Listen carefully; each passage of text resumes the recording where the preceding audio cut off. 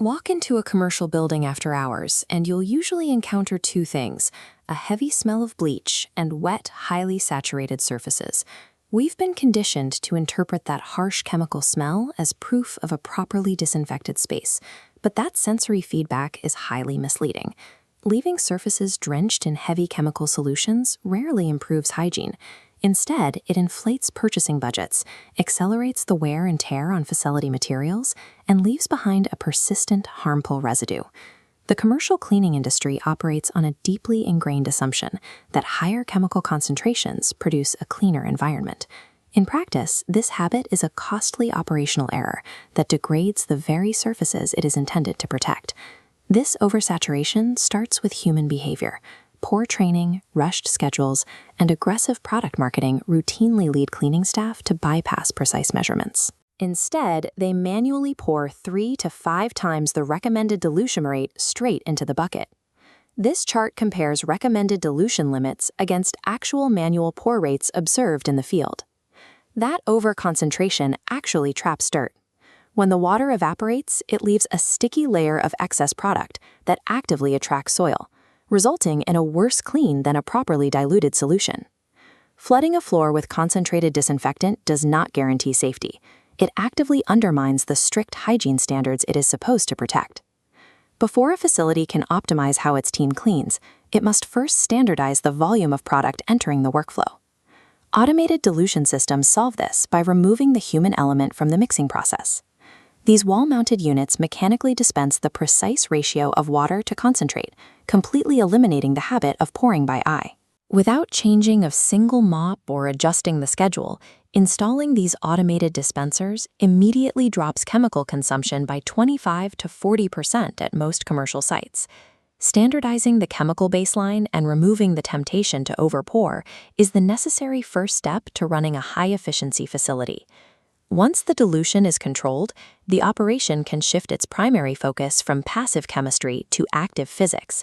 Most commercial routines rely on chemicals to sit and slowly dissolve soil. A mechanical approach uses physical friction to rapidly dislodge and capture that same debris. Specialized microfiber cloths and agitation brushes are engineered at a microscopic level. Their jagged structures wedge under contaminants, physically pulling them away from the surface. In side-by-side facility testing, this direct physical removal consistently matches or outperforms the results of leaving a surface soaked in a chemical solution. We visualize this through center circle, a balance of 4 factors: chemical, mechanical, temperature, and time. If you increase mechanical and temperature inputs, the chemical requirement shrinks. The clean remains the same, but reliance on toxic solvents is nearly eliminated. Applying targeted physical friction is an objectively more effective and controllable method than passive chemical saturation. High-risk, high-touch zones like bathrooms, commercial kitchens, and porous grout lines usually receive the heaviest chemical treatments in a building. We can replace those toxins with thermal sanitization. Specialized equipment directs superheated dry steam at temperatures exceeding 150 degrees Celsius straight into these porous areas. Facility managers verify these results using ATP testing to measure microscopic cellular residue. Those tests confirm that this extreme heat achieves bacterial and viral kill rates equivalent to industrial chemical disinfectants. You get hospital-grade sanitization through pure thermal energy, avoiding the destructive residues that wear down surfaces and encourage long-term biofilm buildup. Reducing the variety and total volume of cleaning agents simplifies every layer of a facility's back-end logistics. Under workplace safety rules like the AS 2243.1 standard, every product requires careful management. Keeping fewer products on site requires less specialized ventilation, simplifies segregation of reactive liquids, and shrinks the hazardous substances register. Stripping away excess inventory turns facility compliance from a complex liability into a streamlined administrative asset. Modern facility management relies on a strict rule: what gets measured gets managed. By tracking the exact volume of product used per cleaning visit, operations managers generate transparent proof that a reduction program is working. This graph visualizes the results across a standard commercial portfolio.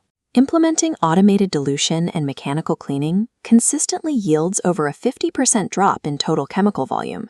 For a single Croydon commercial property, these methods achieved $2,270 in annual savings through reduced purchasing alone. These financial returns are supplemented by reduced hazardous waste disposal costs and a decrease in staff health incidents related to chemical exposure.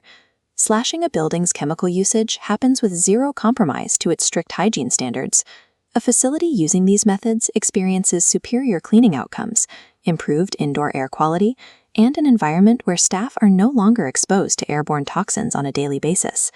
Abandoning the chemical myth in favor of mechanical and thermal physics is an effective financial decision. It is the data-driven standard for modern